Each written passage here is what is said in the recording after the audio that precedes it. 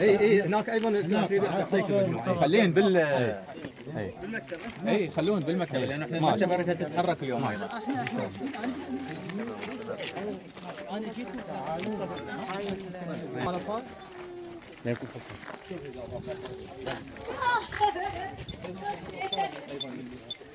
اي هاي طبعا هاي اطفال القريه.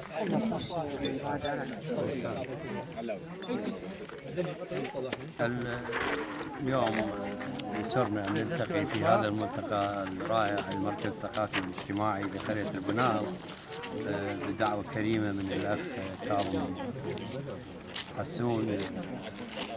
اليوم حضرنا بهذا المكان الرائع الجميل لكي نشارك معهم في هذه الاحتفالية البسيطة.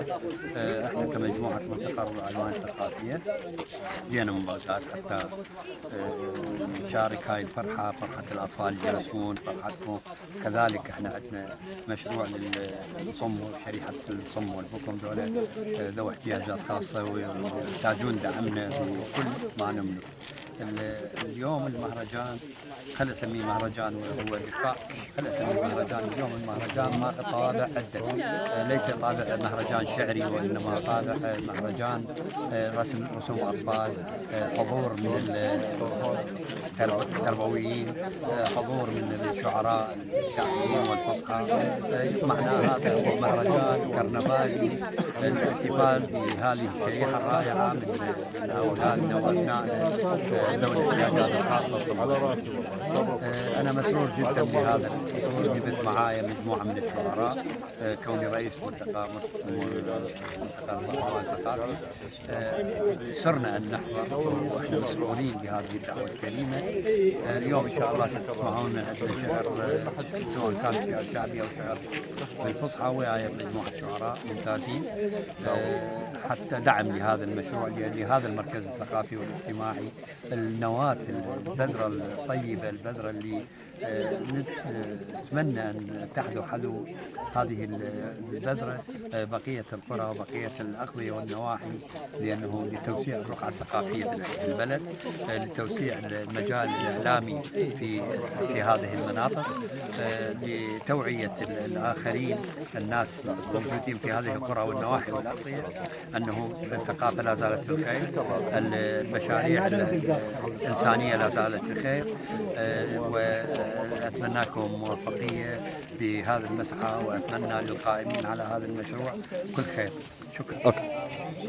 بسم الله الرحمن الرحيم. من خلال الدعوة التي وجهها لنا المهندس كاظم حسون القيم أو القائم على قرية البناهض النموذجية، هذه الدعوة قد كنا نعمل عليها منذ فترة بحيث مجموعة ملتقى رضا ألوان الثقافية التي أنشئت حديثا أو التي تم افتتاحها حديثا، وهي معروفة جدا من خلال موقعها في الكرادة.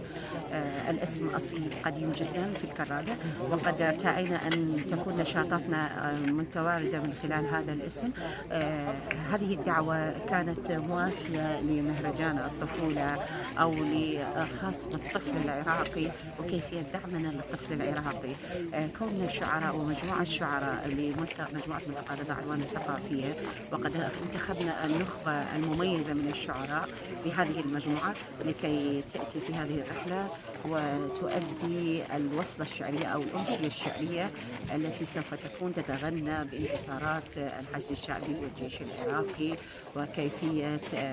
وقد سمعت اليوم في الأخبار أن الموصل أو قادمون يا نينوى سوف تتحرر نهائيا إن شاء الله، ما هي إلا أيام معدودة. سوف تكون وتصدح أصوات الشعراء وتتغنى بحب الوطن، حب الانتصار، وأيضا في الطفل. يعني لدينا مشاركات عن الطفل. كوني مسؤولة اللجنة الثقافية في هذه المجموعة، أنا من قد قمت بالتواصل مع المهندس كاظم وأيضا باقي المجموعة من أجل المجيء إلى الديوانية وإلى قرية البناهض. مسألة المسافة لا تعني شيئا بالنسبة للشيء الذي ننوي أن نقدمه لهذه القرية، وهو بسيط جدا. بما ترونه الآن من أشياء جميلة، المكتبة الخضراء وغيرها وكثير من الأشياء التي طلعت عليها مسبقا. لهذا كنت حريصة أنا وباقي الوفد على أن نأتي إلى أرض الواقع لكي نرى ما نرى ونقدم ما علينا. شكرا لكم على هذا اللقاء. الأديبة زينب صالح عباس، مسؤولة اللجنة الثقافية للمنشآت الرضا العنوان الثقافية. شكرا. قرية بالعراق تسوي مهرجانات رياضية، وأول مهرجان عندنا اشترك فيه 3000 واحد، وأول قرية ترفع الشعار. وإذا تشوفون الشعارات اللي موجودة هناك ومكتوبة على شكل يعني لافتة ان انجلش وبالعربي ايضا باللغه العربيه والانجليزيه، هذا لاحظ ننبذ بها الجدل الديني، وهذه نقطه مهمه باعتبار هي اكله العراق واكله المنطقه يعني بشكل عام، وانه مساله تطلع فكره الجدل الديني من داخل قريه وتقدر تقول من داخل بيت مغلق شويه حقيقه، يعني انه هو كانه انت تكسر البيضه هذه للابد يعني. بمعاناه الموضوع، كان موضوع مو سهل يعني، اتهامات وما اتهامات. احنا اخذنا طبعا خاصه المعارضين كثير. بالضبط اخذنا خط الوسطيه وقلنا يابا ترى احنا هدفنا، حتى انتم اللي انتم تهاجمونا ايضا، انه احنا هدفنا انه نحميكم يعني في بعض الاحيان.